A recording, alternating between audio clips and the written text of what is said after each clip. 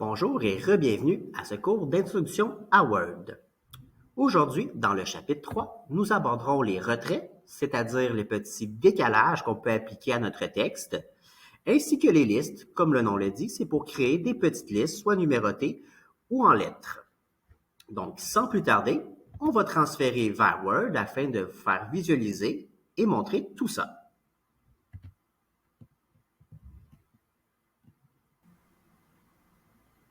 Nous voilà donc de retour sur le logiciel Word.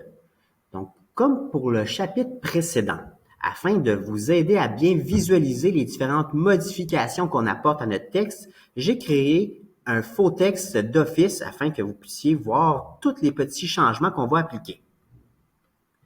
Donc, commençons tout de suite avec les retraits.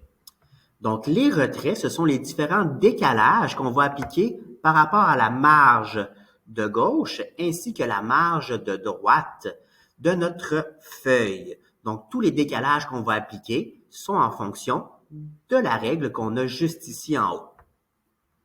Il existe 4 types de retraits. On va les aborder un par un et on va voir qu'est-ce qu'ils font sur notre texte.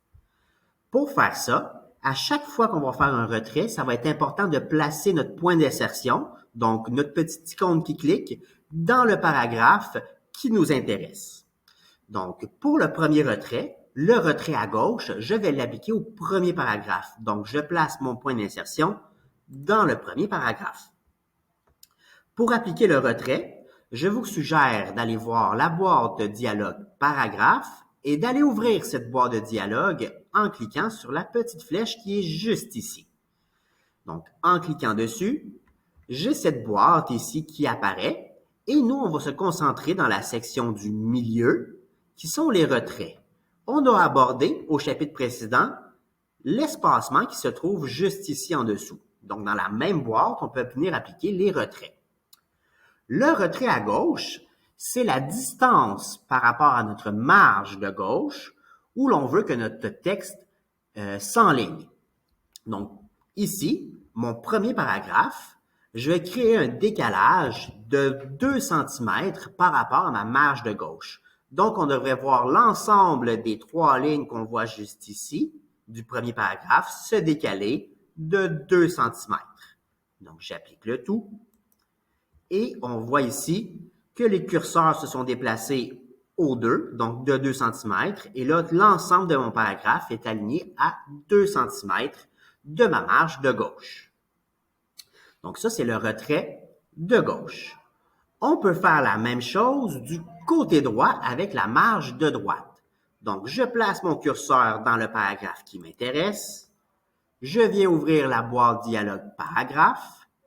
Je vais vis-à-vis retrait droite et cette fois-ci, je vais mettre un 2 cm à droite. Donc, le deuxième paragraphe va se décaler de 2 cm par rapport à la marge de droite.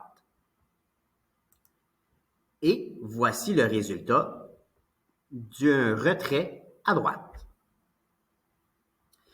Il est possible qu'on veuille décaler seulement la première ligne, comme au début d'un livre ou lorsqu'on insère une petite image, on veut un petit décalage de la première ligne seulement. Donc, pour faire ça, encore une fois, on vient placer notre curseur dans le paragraphe qui nous intéresse. On vient ouvrir la boîte dialogue paragraphe avec la petite flèche. Cette fois-ci, on va aller dans l'onglet spécial et on va aller choisir retrait de première ligne. Donc, cette fois-ci, en choisissant cette option-là, il n'y a uniquement que la première ligne de mon paragraphe qui va se décaler. Et là, on va venir appliquer la même chose, un décalage de 2 cm. Donc, dans le troisième paragraphe, vous allez remarquer que c'est seulement la première ligne qui va se décaler.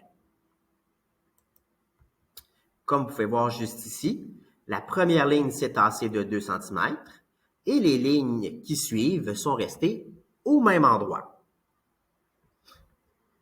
Il est également possible de faire l'inverse, c'est-à-dire de garder la première ligne intacte et de déplacer les lignes subséquentes, c'est-à-dire les lignes qui suivent.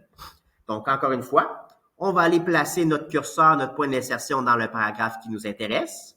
Donc, dans le troisième paragraphe, je viens ouvrir encore une fois la boîte dialogue paragraphe. Je m'en vais dans la section spéciale et je vais aller faire un retrait négatif. Donc, le retrait négatif va s'appliquer à toutes les lignes du paragraphe, sauf la première. Et là, je viens appliquer un retrait de 2 cm. Et là, on va voir que c'est seulement les lignes qui suivent la première qui vont se décaler. Comme vous pouvez voir à l'instant, la première ligne est restée intacte et les deux autres se sont décalées de 2 cm.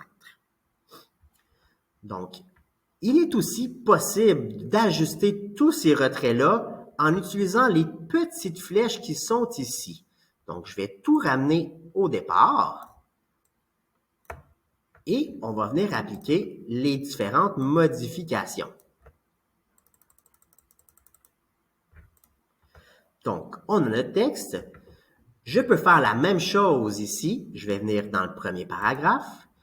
Et là, à droite complètement, la petite flèche que vous avez ici sur la règle, c'est le retrait à droite. Donc, au premier paragraphe, je peux venir décaler et vous voyez qu'instantanément, le retrait s'applique.